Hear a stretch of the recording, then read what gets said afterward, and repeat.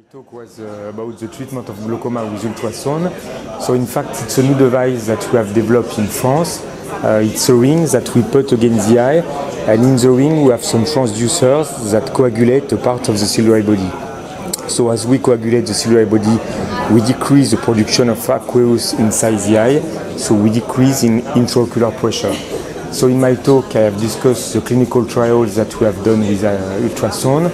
We have done about 4 main clinical trials. We begin in patients with very advanced glaucoma.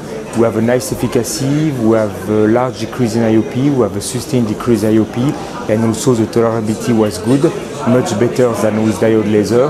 So we move slightly, we go from very advanced glaucoma, we move to less advanced glaucoma, and then to early glaucoma, and we have the same results. In fact, we have about 2/3 of patients that respond to the treatment with ultrasound, and we have about 30 to 40% of IOP reduction with ultrasound 1 year after the treatment.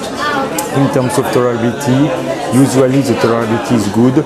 We have some minor side effects such as we have red eye, we have a small ocular inflammation, but we don't have IOP spice, we don't have hypotony, we don't have ocular phthisis, we don't have a large decrease in visual acuity, so the tolerability is nice. In the second part of my talk, I have discussed the mechanism of action of this new treatment. We did a lot of studies with histological examination in rabbit, studies with endoscopic view of the ciliary body, studies with scanning electron microscopy, and in fact, it is likely that we have 2 mechanisms of action.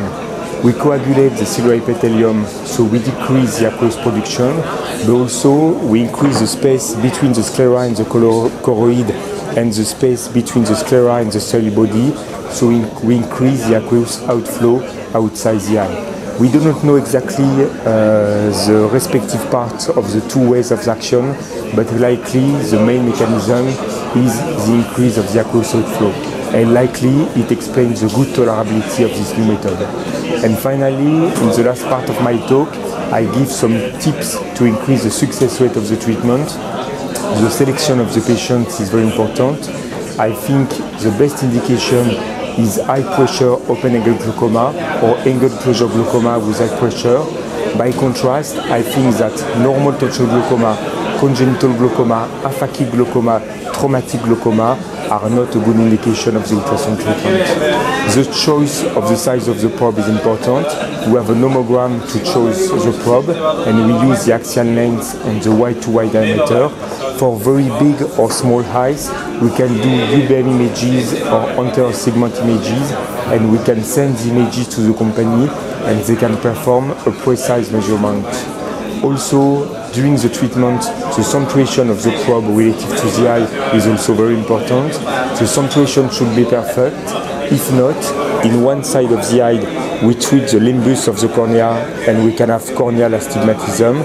In the other side, we treat beyond the limbus, beyond the ciliary body, and we can have ocular inflammation, we can have macular edema, we can have synechia. So the centration is a key point when you treat a patient. And finally, the question was, is it possible to retreat a patient with ultrasound? Yes, it is.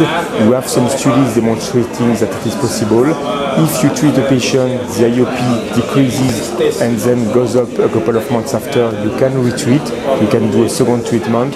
Also, if you treat, if the IOP decreases, but if the IOP decrease is not enough, to complete the treatment, to reinforce the effect of the treatment, you can also retreat. Thank you.